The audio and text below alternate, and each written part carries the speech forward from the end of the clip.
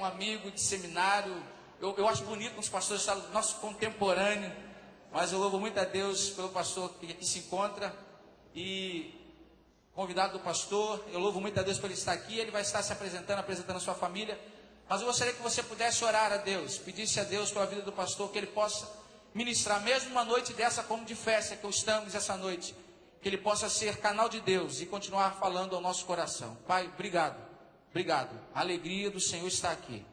Obrigado pelo Teu Espírito Santo que tem nos abençoado. Nós estamos aqui para oferecer um culto ao Senhor e às vezes ficamos meio que perdidos, porque era para tudo para o Senhor e o Senhor às vezes nos abençoa através da alegria do Teu Espírito. Que o Senhor continue falando conosco através do Teu servo, que ele possa ser canal de Deus, bênção do Senhor, que ele possa ser como essas caixas de som, apenas reproduzir a sua voz. Assim te damos graças no nome de Jesus. Amém.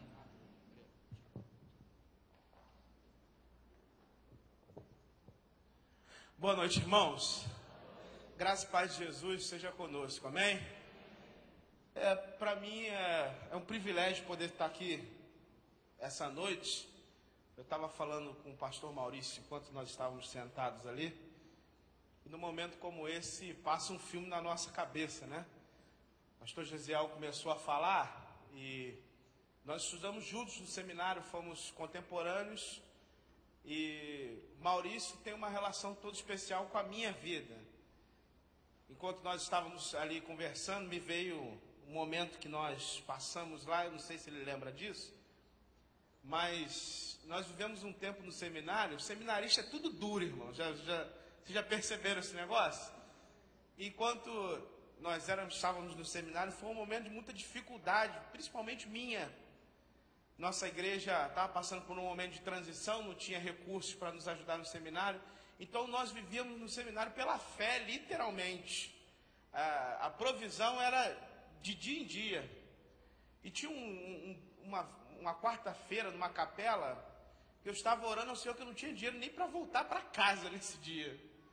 Não tinha dinheiro para voltar, e nessa época eu estava morando em Campo Grande, você tem uma ideia, pertinho do seminário no Rocha, e eu morava no Campo Grande, em Campo Grande. Eu estava orando ao Senhor e o Maurício nessa época estava pastoreando uma congregação lá em Piabetá. O Maurício estava em Piabetá na congregação, e ele saiu da congregação, foi até o seminário, e ele me entregou R$20 e falou assim: Beto, eu não sei porque eu vim te trazer isso, mas Deus falou no meu coração para eu te trazer isso. E eu virei para ele e falei: cara, foi os R$20 da minha passagem de ida, de volta hoje e vindo amanhã. Então, para os irmãos entenderem como nesse momento para a gente é tão oportuno, tão especial, pelos momentos que nós vivemos juntos, e hoje ver o que Deus tem feito através da vida do Maurício e também do Gesiel.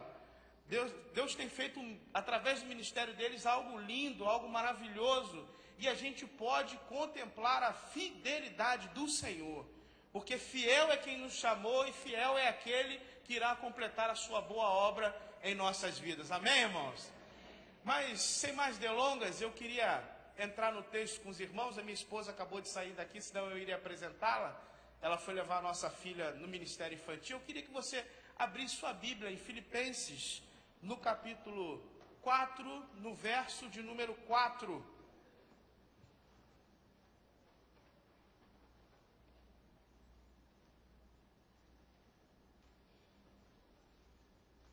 Filipenses 4,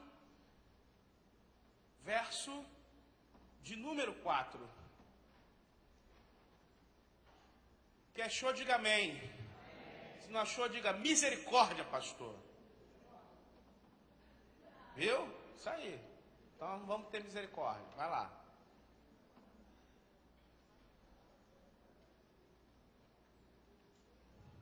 Filipenses 4, verso 4. Diz assim o apóstolo Paulo: regozijai-vos sempre no Senhor. Outra vez vos digo, regozijai-vos. Você pode repetir isso comigo? Regozijai-vos sempre no Senhor. Outra vez vos digo, regozijai-vos. Amém? Eu não sei se você sabe, Mas quando o Paulo escreveu essa epístola, ele estava vivendo um momento muito difícil da sua vida. O Paulo estava na antessala do martírio. Ele estava esperando para ser morto. Ele estava esperando numa prisão em Roma. E ele escreve à igreja de Filipe para agradecer à igreja sobre aquilo que a igreja tem feito na vida e no ministério dele. Por diversas vezes a carta de Filipenses vai repetir essa expressão: regozijai-vos, alegrai-vos. Por isso ela fica conhecida na história da igreja como carta da alegria. O apóstolo Paulo escreve a uma igreja em agradecimento pelo que ela tem feito na vida e no ministério dele. É a única carta no Novo Testamento que você não vai encontrar repreensão, orientação do apóstolo Paulo. Somente em um momento no capítulo 4, quando ele fala a Evode e Sintique, para que elas tenham o mesmo pensamento no Senhor. Fora isso, você não encontra nenhuma outra repreensão ou orientação à igreja. É uma carta de louvor, de orientação, de gratidão, aquilo que a igreja tem feito na vida dele.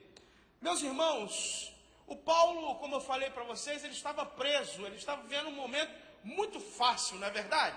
Um momento muito tranquilo na sua vida. Imagine você está preso, cerceado da sua liberdade, você está impedido de ir e vir, você está impedido de ter o conforto do seu lar, o conforto da sua família, você está impedido de ter uma boa alimentação, você está impedido de ter a companhia daqueles que você ama, e o Paulo está no momento à espera de seu martírio. Que coisa boa, não é verdade, irmãos? É ou não é verdade? Vira para a pessoa do seu lado: você queria estar na pele do apóstolo Paulo? Pergunta a ela. Você queria estar na pele do apóstolo Paulo? Eu vou fazer uma pergunta um tanto quanto pessoal a você nesse momento. A gente não gosta muito de perguntas pessoais, não é verdade? Você se considera uma pessoa feliz? Você se considera uma pessoa alegre? Você se considera uma pessoa realizada, regozijada no Senhor, como Paulo diz? É interessante que quando Paulo fala nesse verso, a primeira coisa que ele fala é que o regozijo é um imperativo, é uma ordem, é um mandamento. Paulo fala: regozijai-vos. Ele dá uma ordem, é um mandamento, é uma orientação. Se alegrem. Imagine você, alguém que está cerceado, com toda essa dificuldade na sua vida, escreve para a gente que está fora, livre, falando assim: se alegrem comigo. Que coisa boa, não é verdade? E aí o Paulo fala assim: mas não se alegrem por um momento não, porque a alegria no Senhor, ela não é circunstancial, ela é de eterna. Então você se regozijem sempre, sempre. Mas pastor, como é que eu posso me regozijar sempre? Como é que isso funciona nas nossas vidas? Haja vista que todos nós somos seres humanos e passamos pelas inúmeras intempéries que a vida nos proporciona. Talvez você esteja aqui essa noite e tenha passado por um divórcio há pouco tempo. Talvez você esteja com um filho envolvido com drogas, com dependência química. Talvez você esteja com a sua vida financeira destruída. E aí eu falo para você assim: se alegre no Senhor. Como é que você pode se alegrar no Senhor numa situação como essa?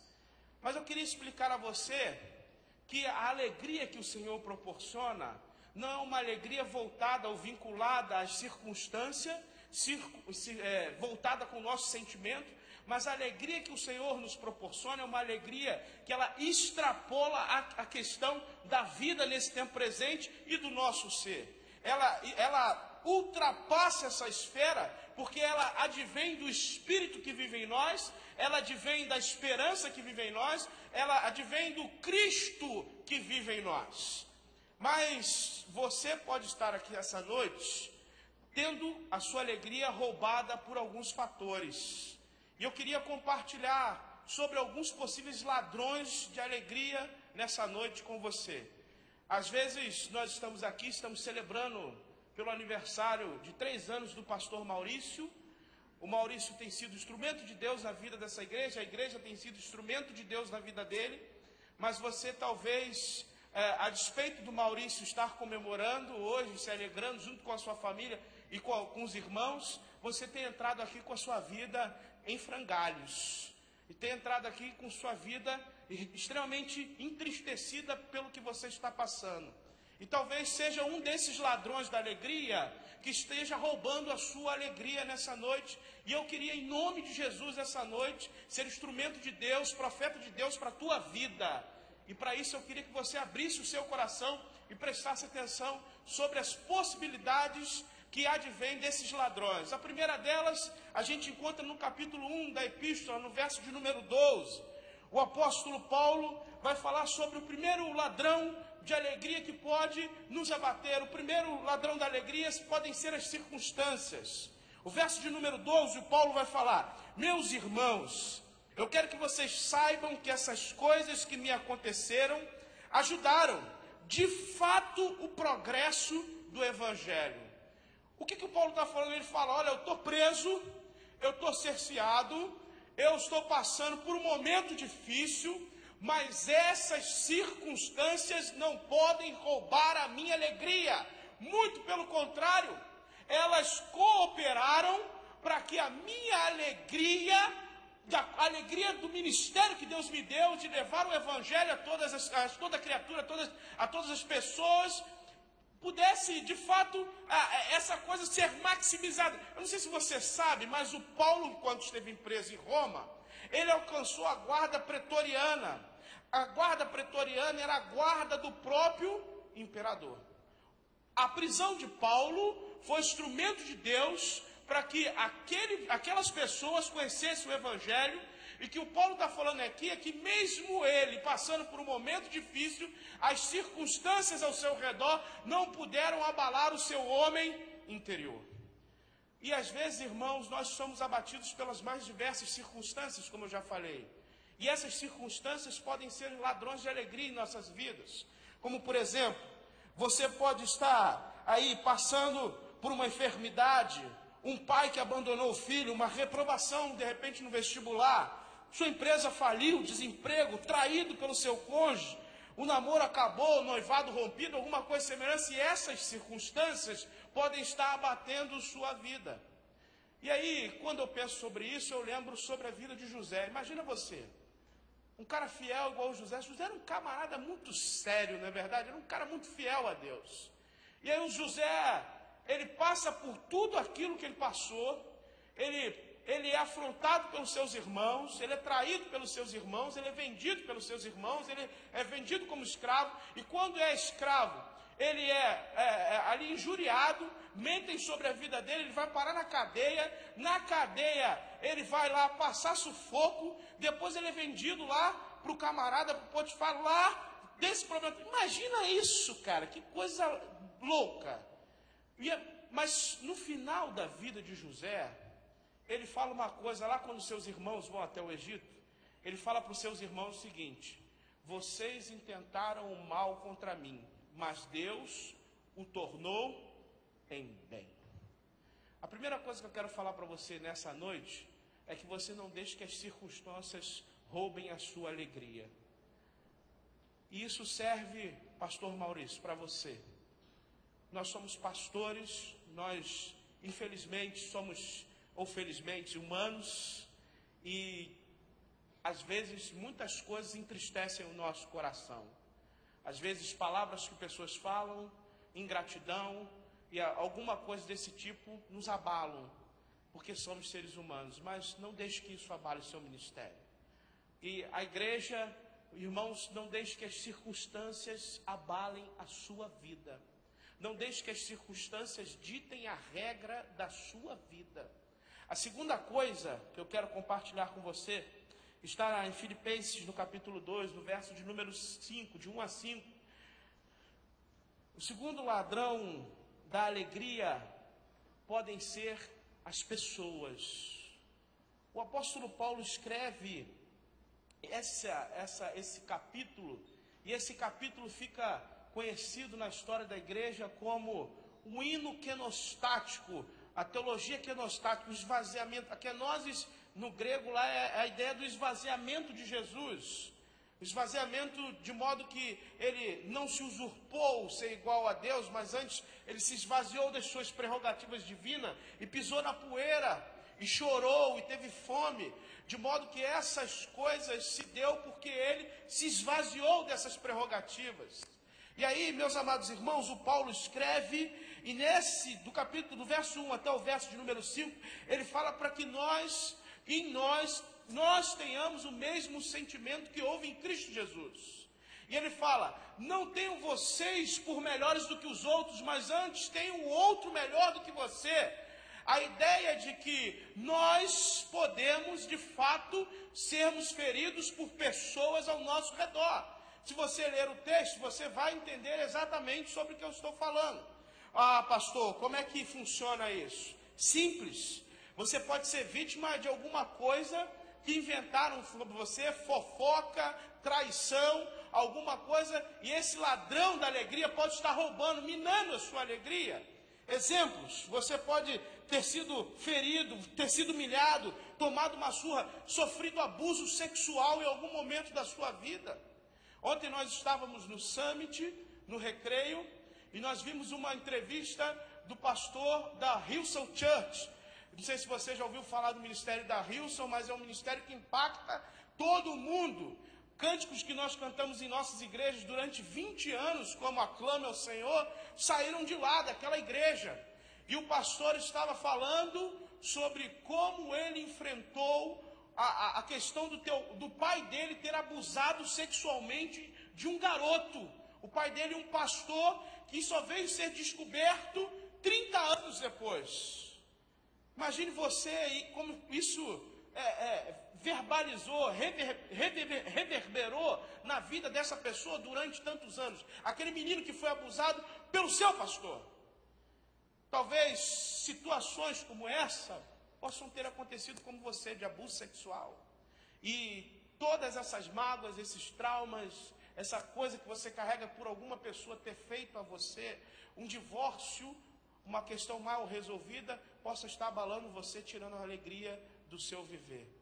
Eu queria, em nome de Jesus, convidar você essa noite a você liberar o perdão no seu coração, a você entregar isso nas mãos de Deus e pedir a Deus que apague isso do seu coração. Eu não sei se você sabia, mas na antiguidade, quando o pessoal embarcava num navio, e esse navio ele ia rumo às águas, ele precisava do vento para que o levasse.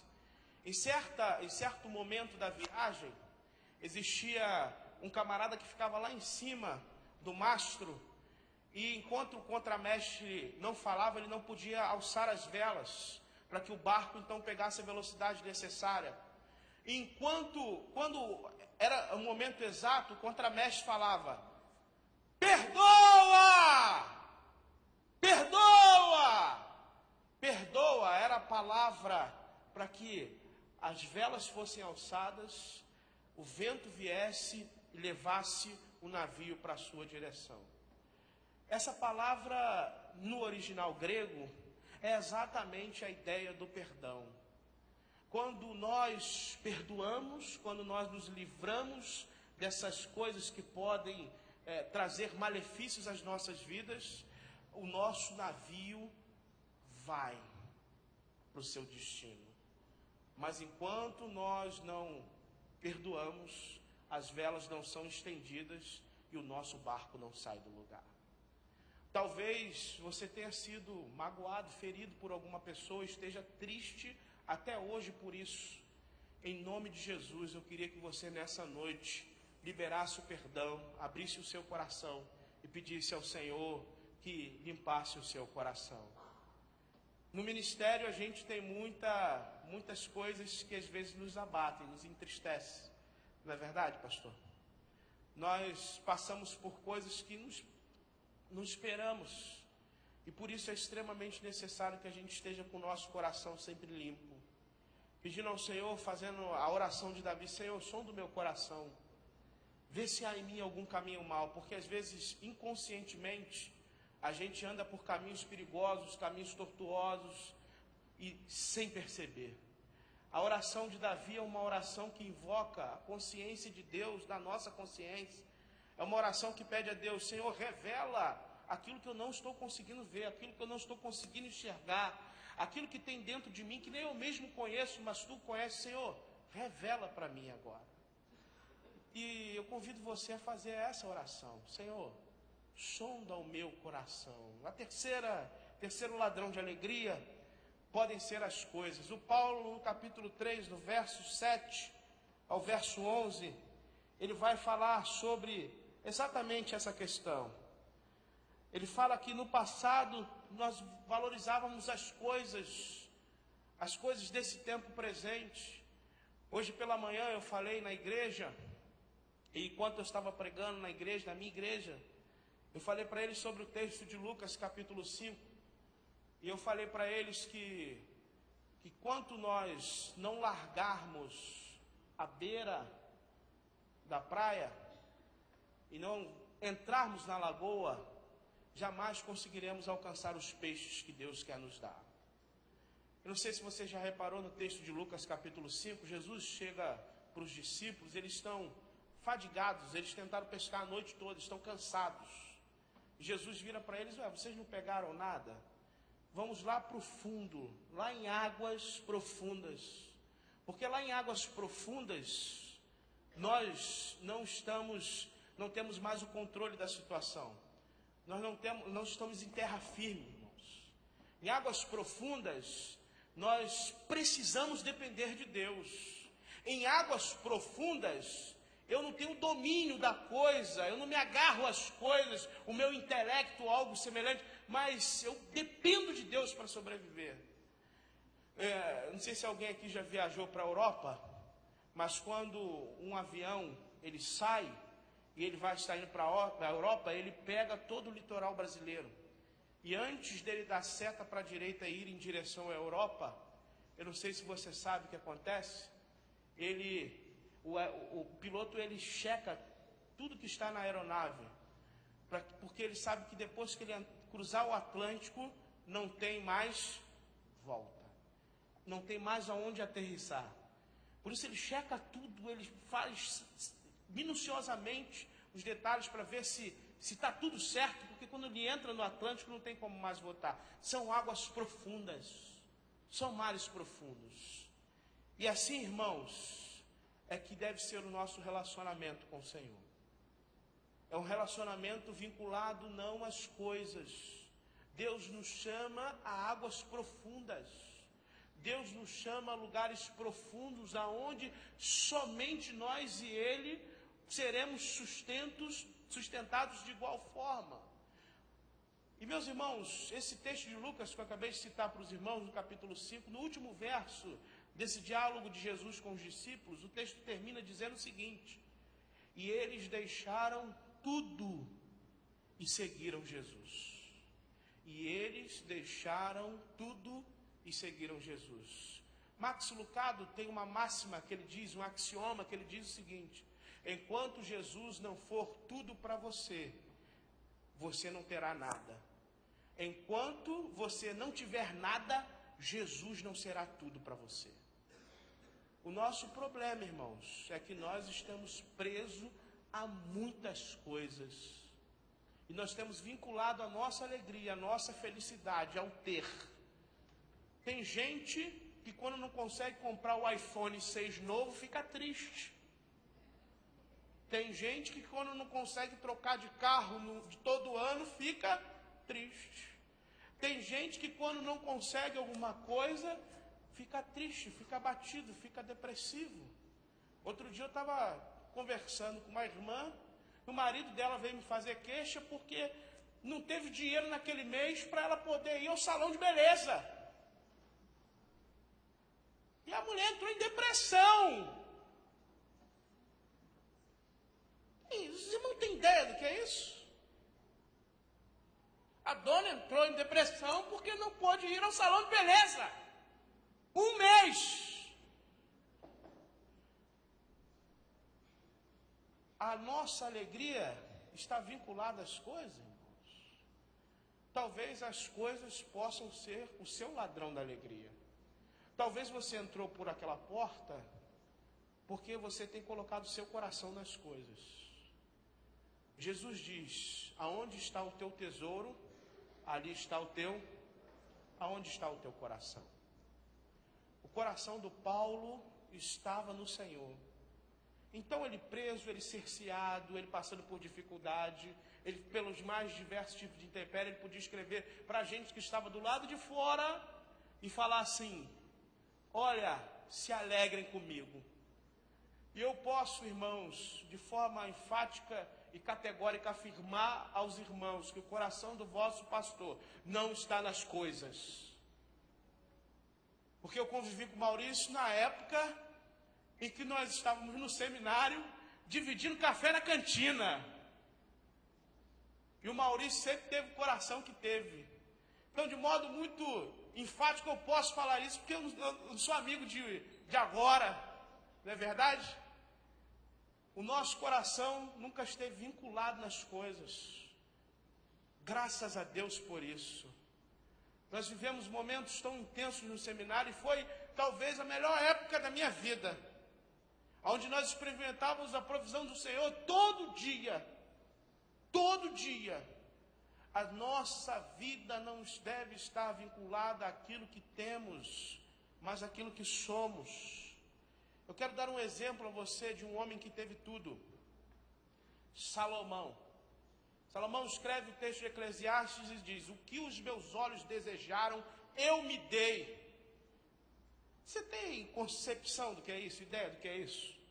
Salomão foi o homem mais rico. Salomão teve mais de 600 mulheres. Que problema, rapaz, imagina. Uma mulher já é uma coisa, né? Todo respeito, irmãs, é brincadeira. Imagina 600, nossa, mas o cara teve tudo, ele foi o rei mais rico que Israel já teve. Uma coisa, mas Salomão, ele escreve o primeiro livro dele, quando ele escreve Provérbios, ele é um jovem, cego pela sabedoria. Então ele acha que tudo é objetivo, faz isso e acontece aquilo, faz aquilo, acontece aquilo outro. Quando ele escreve Cantares, ele está apaixonado. Mas quando ele escreve Eclesiastes, ele está no final da vida dele, já velho, e ele olha para trás, e ele vê que todas as coisas em que ele colocou o seu coração foram o quê? Vaidades. E ele termina a vida dele azedo. Ele termina a vida dele triste, melancólico, porque ele colocou o coração dele nas coisas erradas. E ele termina Eclesiastes dizendo o seguinte: se vocês têm que fazer uma coisa, temam a Deus. Se você está colocando o seu coração nas coisas, talvez você incorra no erro de chegar ao final da sua vida e ter essa mesma sensação que Salomão teve. Graças a Deus que o coração do Maurício não está nessas coisas. E quando o Maurício chegar no final da carreira dele, ele vai poder expressar como Paulo: combati o bom combate, acabei a carreira e guardei a fé. Reparem que o Paulo não fala que é qualquer combate, ele fala que é o bom combate. Há combates para se combater e há outros que não. Os bons são para se combater. E como ele disse no casamento sábado, não basta ser casado, tem que ser bem casado. Há combates que são bons combates. E eu estava sentado com ele, estava passando o vídeo, eu falei para ele: que privilégio Deus nos deu de sermos chamados pastores do rebanho dele. Que privilégio poder apresentar crianças. Que privilégio poder celebrar cerimônias. Que privilégio poder batizar vidas. Que privilégio amar vidas, cuidar de vidas, ver vidas sendo transformadas pela instrumentalidade das nossas vidas, mesmo sendo quem somos. Que coisa tremenda é isso. Mas eu quero falar para você que isso não é só para o seu pastor. Isso também você pode experimentar. Porque nós, como cristãos oriundos da Reforma, acreditamos no sacerdócio universal de todos os crentes. Maurício não é padre, Maurício não é sumo sacerdote, Maurício é pastor. E a vida que ele tem foi porque ele optou por isso, ele escolheu por isso. Dentro da função que Deus o outorgou, ele executa, mas você pode experimentar coisas semelhantes se você entender o que Deus quer fazer da sua vida.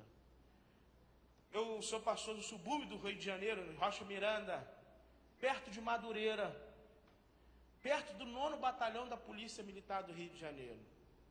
E a minha realidade lá é que quando as pessoas começam a ter mais condições financeiras, a primeira coisa que elas fazem é se mudar do bairro. E vão para o Valqueire ou vão para o Meia. E quando isso começa a acontecer, eles começam a comprar casa de praia. E aí, começa com um final de semana ficando longe da igreja. Começa 2 finais de semana longe da igreja. Depois é um mês de férias. Pastor, vou tirar um mês de férias. E aí, quando vão ver, estão totalmente distantes do Senhor. Esqueceram do Senhor. Estão vivendo a felicidade imposta por esse tempo presente. Eu não estou falando com isso que você não tem que gozar a vida, que você não tem que viver a vida. Eu estou falando com isso que você precisa ter prioridade na sua vida. Jesus disse: buscai primeiro o reino e todas as demais coisas serão acrescentadas. Aonde está o teu coração? Se você botar o teu coração nas coisas desse tempo presente, quando vierem as crises, quando vierem os problemas, quando vierem as dificuldades, quando isso destruir, quando isso se esvair, você estará firmado numa coisa que te trará muitos problemas. Não coloque seu coração nas coisas. Por último, encerrando a minha palavra, Paulo fala sobre a questão da ansiedade. Alguns acreditam, no capítulo 4, do verso 5 ao 6, alguns acreditam que a ansiedade seja a doença do século. Alguns acreditam que nunca em outro tempo nós encontramos tantas pessoas doentes emocionalmente quanto no nosso tempo. Cresce assustadoramente o número de suicídios no Brasil e no mundo. No Japão existe um suicídio a cada 50 minutos. Um dos países mais ricos do mundo. A ansiedade tem destruído vidas. Eu sou pastor, irmãos, eu cuido de pessoas, de gente. E eu nunca vi um tempo durante esse meu período de ministério aonde eu tenho encontrado tantas pessoas depressivas, doentes. E uma das principais causas tem sido a ansiedade. A ansiedade tem destruído muita gente. Isso porque tem muita gente presa ao passado e muita gente presa ao futuro. Jesus escreveu e ensinou aos seus discípulos no Sermão do Monte: por que vocês se preocupam com o que vocês têm que comer ou o que vocês têm que vestir? Olhai as aves, elas não semeiam nem cegam, mas comem. Olhai os lírios do campo, nem Salomão na sua glória se vestiu como eles. E Jesus encerra essa palavra dizendo: basta a cada dia o seu próprio mal. Por que vocês estão preocupados com o dia de amanhã? Por que vocês estão colocando o seu coração nessas preocupações? A Igreja Batista de Tauá, ela vai continuar firmada no Senhor. Porque a promessa que está sobre ela está vinculada à promessa de Jesus. As portas do inferno não prevalecerão contra a minha igreja. O pastor Maurício vai continuar perseverante no Senhor. Porque ele é de Deus.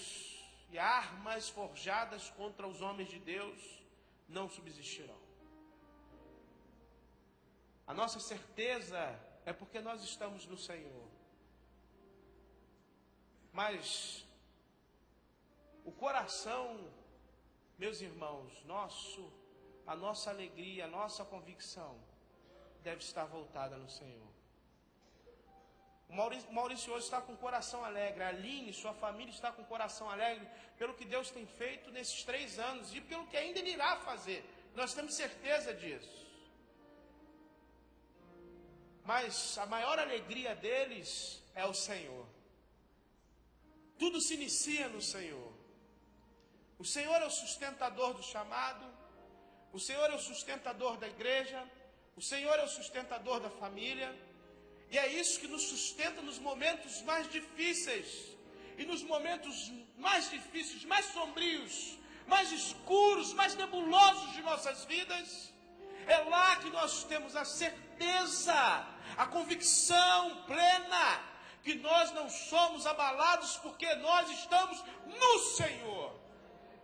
Essa é a nossa convicção. É por isso que o Davi fala: por mais que eu ande no vale da sombra da morte, eu não temerei mal algum, porque tu estás comigo. Essa é a nossa convicção. Essa era a convicção de Paulo quando ele escreveu essa carta. Por isso ele podia falar: se alegrem comigo. As pessoas não podem tirar minha alegria. As circunstâncias não podem tirar minha alegria. As coisas não podem tirar minha alegria.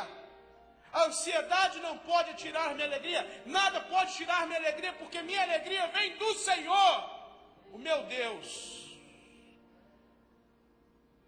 E eu queria, nessa noite, ser profeta de Deus para a tua vida. Convidar você a se regozijar comigo no Senhor. Eu queria que você saísse daqui diferente da forma qual você entrou. E que você transformasse o teu pranto em júbilo, a tua tristeza em alegria, porque você é filho do Rei. Você é filho do Altíssimo. E a tua postura agora será diferente. Você tirará o coração das coisas, tirará o coração desse tempo presente, e será um servo diferente do reino do Senhor. E você vai chegar para o pastor e vai falar: pastor, o que eu posso ser útil no reino de Deus? O que eu posso ser útil aqui na igreja? O que o senhor está precisando de ajuda? Eu quero servir ao Senhor com meus dons e talentos. Baixe sua cabeça, feche seus olhos.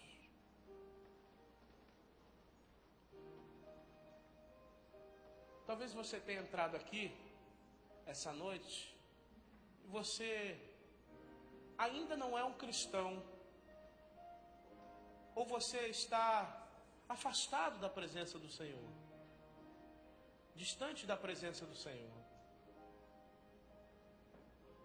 Para você ter a sua alegria plena no Senhor, para você ter a sua alegria devolvida, a primeira coisa que você tem que fazer é se reconciliar com o Senhor Jesus. E se você deseja iniciar um relacionamento com Jesus, conhecer melhor Jesus, abrir o seu coração para Jesus, você que ainda não é um cristão, você que está desviado, aonde você estiver, levante uma de suas mãos. Eu gostaria de orar por você. Alguém entre nós? Deus abençoe. Deus abençoe. Deus abençoe. Deus abençoe. Deus abençoe. Deus abençoe. Eu quero desafiar você. Deus abençoe. Depois você procurar o pastor Maurício, o pastor Gesiel, os pastores da igreja, e conversarem com eles sobre essa decisão. Mas eu quero fazer um segundo convite essa noite.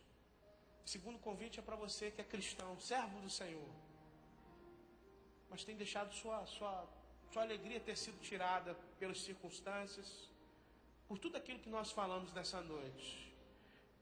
Talvez você esteja com seu coração com mágoas, com tristeza, mas você quer voltar a ter a alegria do Senhor no seu coração.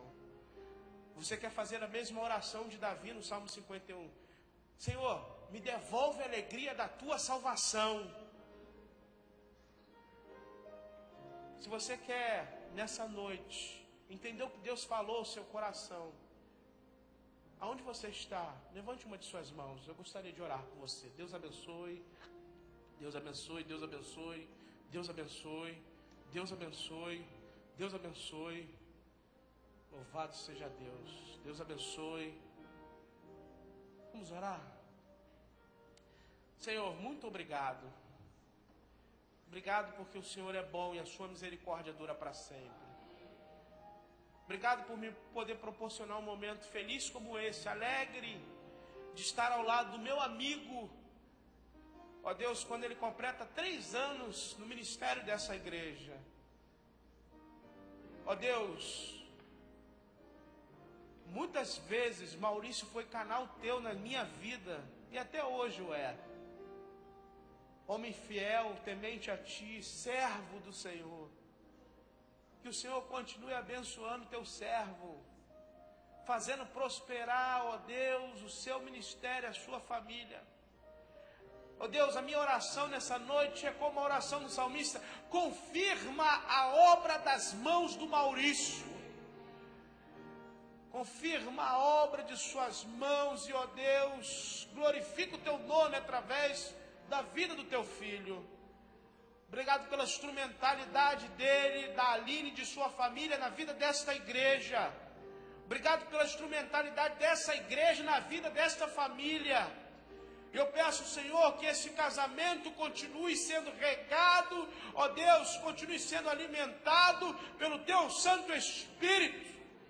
E que venham frutos, muitos frutos, para que o nome de Jesus seja exaltado. Ó Deus, quero colocar em tuas mãos a vida de todos esses irmãos que entenderam que o Senhor falou ao coração deles.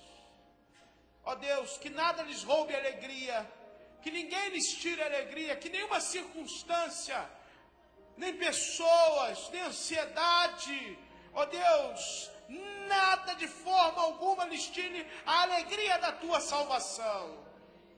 Os abençoa, os reveste da tua graça, da tua misericórdia, enche-lhes com teu Espírito Santo. Meu Deus, esses queridos que se reconciliaram contigo nesta noite, Senhor, ó Deus, abençoa eles, fortalece os seus braços, para que eles possam, Deus, caminhar diante de ti. Usa a vida dos pastores, a vida dessa igreja na caminhada deles, e que, ó Deus, o teu nome seja glorificado por isso. Muito obrigado, Pai. Obrigado por essa noite de celebração ao teu nome, por tudo que o Senhor tem feito. Nós te oramos e o pedimos e o fazemos, não porque merecemos, mas pelos méritos de nosso Senhor Jesus Cristo, no qual, no nome dele, oramos. Amém, Senhor. Amém.